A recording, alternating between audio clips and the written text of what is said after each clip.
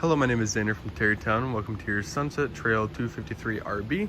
I'm going to start this off by saying your unit still is just getting finished up in prep.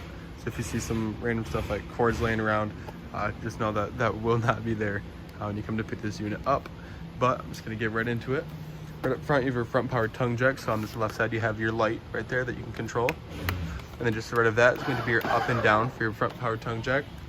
Worst case, this ever electrically goes out, you can peel this little black tab up here, insert a tool, and you can manually override it and crank this up or down, worst case. Just behind you is going to be your propane tanks. So you have your little black switch here that you can flip to either side, and that's just going to be your little regulator switch, so whichever propane tank you want to use, just go ahead and flip it to that side.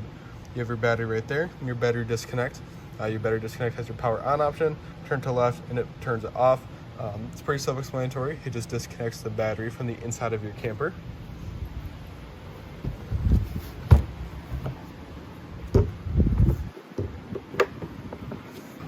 So inside here you have your starter kit. So you have your sewer hose, and right behind there you have your 25-foot drinking hose, and then a 110 adapter right here if you need to plug this unit into your house. Then you also have cranks like this. One's going to be for your spare tire.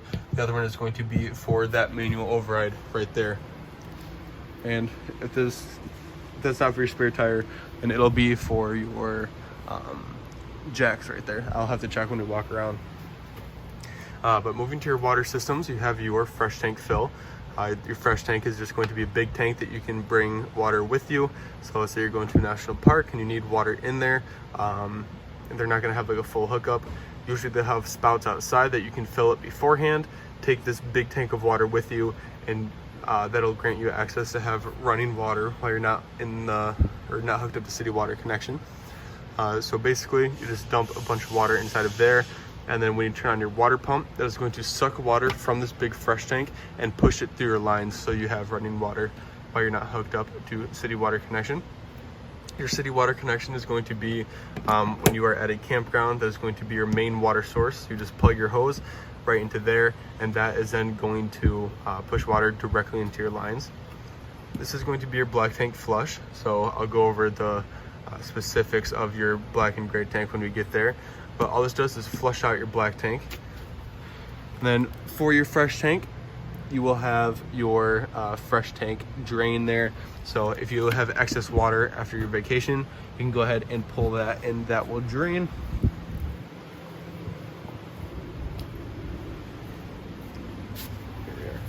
Back here is going to be your sewer connection. So you have your black tank on your left, gray tank on your right.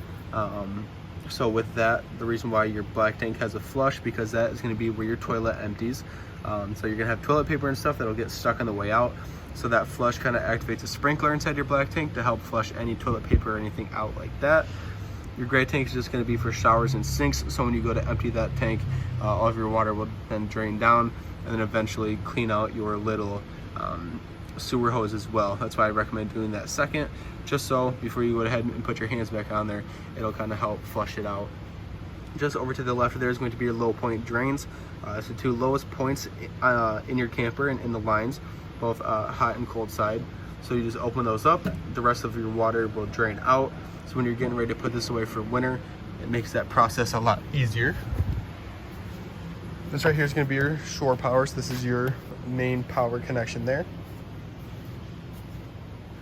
You do have a little spray port out back here.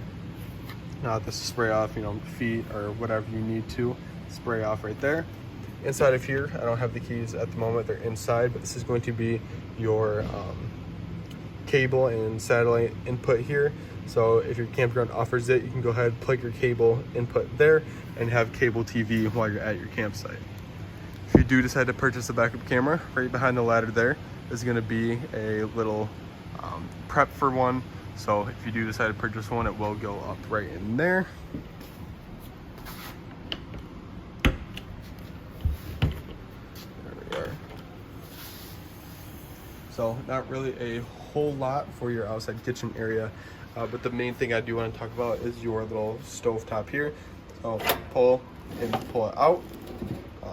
That is going to, there you go. So it has a LP hose connected from the back of this. which you will then plug down into that right there. That is your LP Quick Connect. So that's going to bring propane from the front of your camper all the way back here to then give this propane so you can turn this on. For your little stabilizer jacks here, sometimes one will go down before the other, but they should be going at the same time. And then as soon as they hit the ground, maybe hold it for a half second more or so, for just a little split second, just so you get that little power surge there.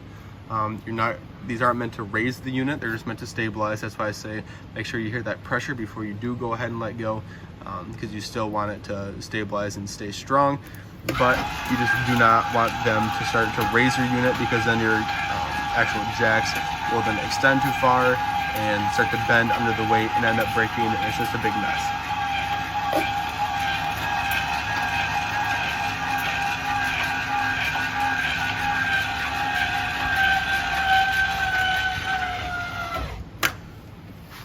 For your water heater here, you just have this little cap that you will put onto this little spout here. Of course, you're going to want to make sure it's as tight as you can get it. Right now, it's more of just kind of for a visual purpose. But you just go ahead and put that on. Go to the inside of your camper and turn on the hot side of your faucet.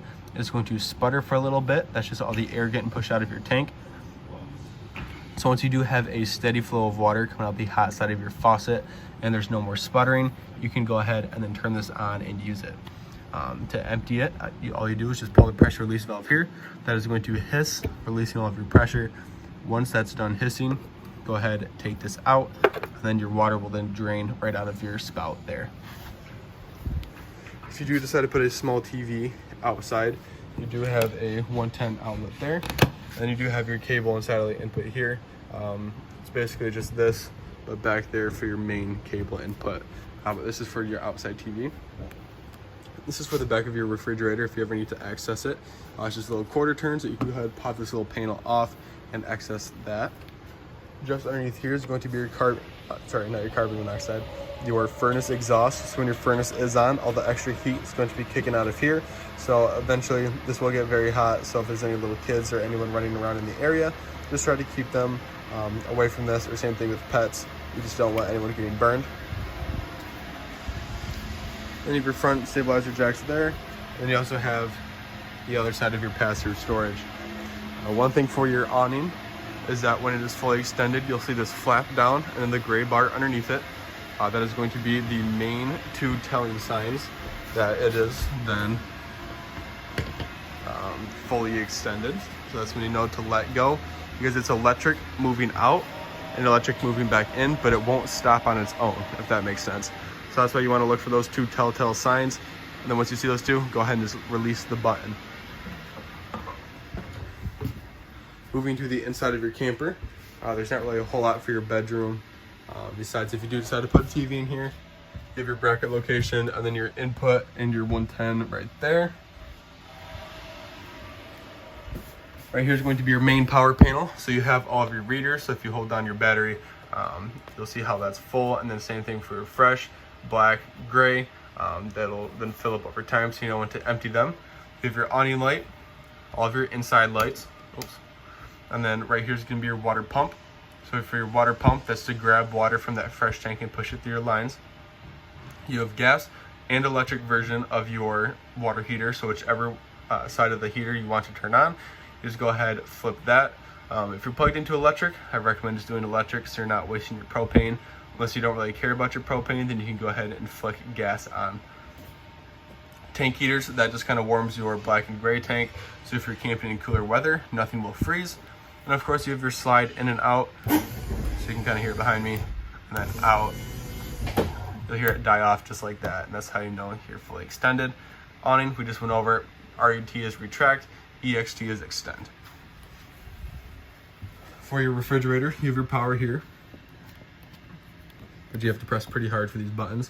But mode is this is going to be automatic, or auto. So auto is just going to choose the strongest source possible. So right now it's going off of electric, or you can switch it to propane, which is the LP, the liquid propane right there. There we go. Like I said, you do have to press pretty hard, which is unfortunate, but At least you know nothing's going to be bumping this around and messing with it. But like I said, I recommend leaving it on auto because auto will choose the strongest source. So whether it's electric or gas, it will go off of, well, whatever has the strongest source. And then for your temperature, if this would love to press, I'm just gonna press this again. There we go. Right here, the more snowflakes you get, the colder it gets. So the colder is, it'll have 5 snowflakes instead of 3. But all you do is just press down on this little temperature piece here, and you can see how that starts to build up. Moving on, you have your microwave here, fan and light, and then for your oven and stove, you flick this on. So for your stove top, you just press in, turn to release the gas, and then you spark to the right to ignite. And then you, of course, adjust your flame with this. The only thing for your oven that's a little bit different is that you're going to want to look for that little silver piece right there in the back.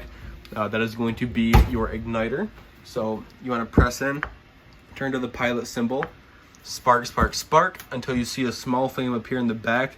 Once you see that small flame, then go ahead and adjust your temperature needed. For your igniter that I forgot to talk about is you want this to turn to the right always and not to the left because it'll snap off that way.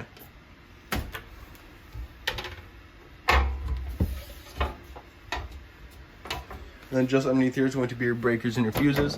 I recommend bringing some fuses along with you just in case, because you never know what's going to happen. So if you do have a few extra, it's not going to hurt. And then right here, for your keys, the grays are going to be for your main doors and your baggage doors. And then this little silver one in the back is going to be for your cable input box in the back. Nothing really to your bathroom. You do need to know 3 things about your toilet though. 1, it's a foot flush, so you press down with your foot, it's going to flush. And then you're going to need RV grade toilet paper and toilet solution. The solutions can help break down solids and smells. And then the toilet paper is going to help break down a little bit easier just to make sure everything from your toilet flows nice and easy.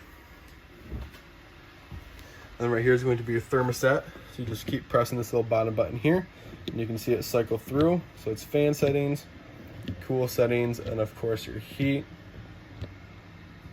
And for your heat, just make sure you have your propane on because otherwise it will not start to get warm. Just on there, that's going to be your carbon monoxide detector. That is always going to run as a safety feature, which is also the bad side about it, because if you're unplugged from everything, that will continue drawing from your battery, which means it'll drain your battery after like 4 days or so. So what I do recommend is if you're going to leave your camper for 3 to 4 days, just go ahead and take the negative end off of your battery. Or if you're going to be storing it for the winter, just take your whole battery out and either put it in a heated garage or even your basement. Last thing I want to talk about is for your AC. What most people do is when they're traveling with this, the camper's going to get hot from traveling to your trailer, to your campground. So you open these up, there's going to be a dump, which will dump the AC straight out the bottom. And then this will start to get air moving and start to cool it around. And then by the time it starts to get moving and start to cool down, go ahead and close these. And then since it's ducted, it'll then start to flow through the ceiling and come out the little circles. But that has been your orientation. So if you do have any questions or something that I missed or you don't understand, please feel free to write them down, take them in with you when you come to pick this unit up, or just go ahead and email me back and I can help get those answers for you. But other than that, that has been your orientation. Congratulations and enjoy.